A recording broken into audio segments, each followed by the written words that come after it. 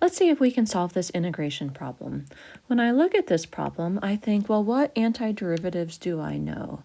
I know e to the x dx is just e to the x, so it would be awfully nice if my exponent was not square root of t, but just t. So that leads me to do the substitution. Let u equal the square root of t, which is the same thing as t to the 1/2. Then I'm going to find that du is 1/2 t to the negative 1/2 dt, or in other words, du is 1/2 times 1 over the square root of t dt. Now at this point, I'm looking for a match with my problem. Notice that I have a square root of t in the denominator, dt. Here I have a square root of t in the denominator, dt. So I'm going to rearrange this. 2 du equals 1 over the square root of t dt. I'll do a little extra work here on the left. I'm going to rewrite this as e to the square root of t times 1 over square root of t dt. Now I have a perfect match. 1 over square root of t dt, 1 over square root of t dt. So that's going to be my 2 du. And then up here, this is going to be my u. So I'm left with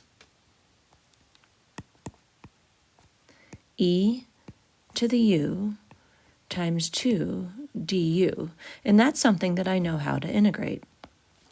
This becomes 2 integral e to the u du, which is just 2 times e to the u plus c. But my original problem was in terms of t, and so I need to make my final answer in terms of t. But that's not a problem because I know u equals the square root of t. So this becomes 2 e square root of t plus c.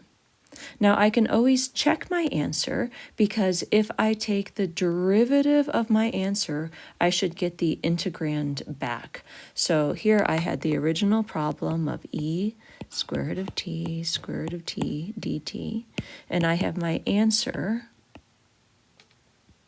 whoopsie. So I can always check that I should take the derivative here. And once I take the derivative, it should return the integrand. So let's do that.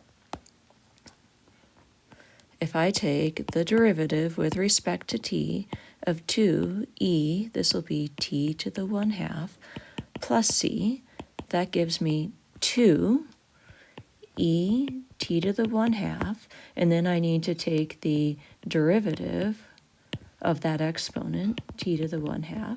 The derivative of a constant is just 0. So this is 2 e t to the 1/2.